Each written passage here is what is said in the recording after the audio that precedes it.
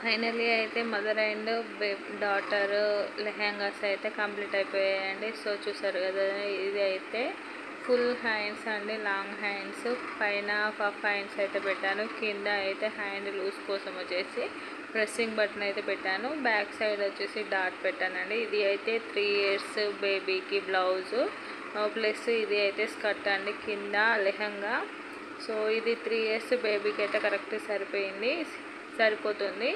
So దీనికి అయితే can వేసానండి, చాలా నీట్గా అయితే వచ్చింది. ఫుల్ వీడియో అయితే నా ఛానల్లో అప్లోడ్ చేస్తాను, చూడండి.